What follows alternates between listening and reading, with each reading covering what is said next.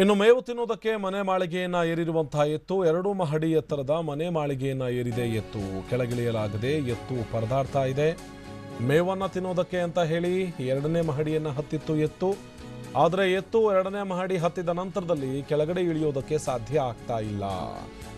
ಎತ್ತನ್ನ ಕೆಳಗಡೆ ಇಳಿಸೋದಕ್ಕೆ ಪರದಾಡಲಾಗ್ತಾ ಇದೆ. ಕ್ರೇನ್ ಮೂಲಕ ಎತ್ತನ್ನ ಕೆಳಗಿಳಿಸಿ ರಕ್ಷಣೆ ಮಾಡುವಂತ ಕೆಲಸ ಕೂಡ ನಡೀತಾ ಇದೆ. ರಾಜಸ್ಥಾನದ ಲೋಸಲ್ ನಲ್ಲಿ ನಡೆದಿರುವಂತಹ ಘಟನೆ ಇದು. ಲೋಸಲ್ನಲ್ಲಿ ನಡೆದಿರುವಂತಹ ಘಟನೆ ಇದು. ಏನೋ 2ನೇ ಮಹಡಿಯನ್ನು ಹತ್ತಿತ್ತು. 2ನೇ ಮಹಡಿಯನ್ನು ಹತ್ತಿದ ನಂತರದಲ್ಲಿ ಕೆಳಗಡೆ ಇಳಿಯೋದಕ್ಕೆ ಸಾಧ್ಯ ಆಗಲಿಲ್ಲ. ಕೆಳಗಡೆ ಇಳಿಯೋದಕ್ಕೆ ಸಾಧ್ಯ ಆಗದೇ ಇರುವಂಥ ಕಾರಣಕ್ಕಾಗಿ ಕ್ರೇನನ್ನು ಇಟ್ಟು ಕ್ರೇನ್ನ ಸಹಾಯದಿಂದ ಎತ್ತನ್ನು ಕೆಳಗಡೆ ಇಳಿಸುವಂಥ ಪ್ರಯತ್ನ ಕೂಡ ನಡೀತಾ ಇದೆ. ಇದು ರಾಜಸ್ಥಾನದ ಲೋಸಲ್ನಲ್ಲಿ ನಡೆದಿರುವಂಥ ಘಟನೆ ಇದು.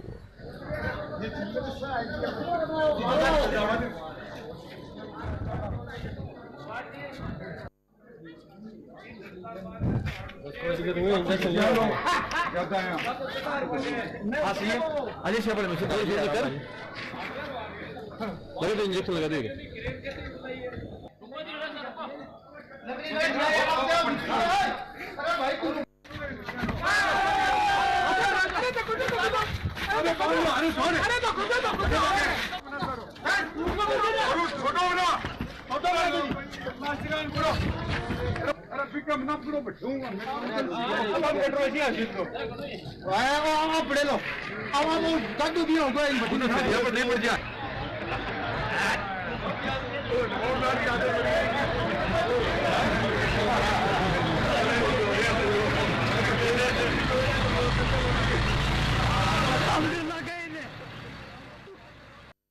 ದೃಶ್ಯದಲ್ಲಿ ನೋಡ್ತಾ ಇದ್ದೀವಿ ಎಷ್ಟರ ಮಟ್ಟಿಗೆ ಅಲ್ಲಿ ಜನ ಪರದಾಡ್ತಾ ಇದ್ದಾರೆ ಅಂತ.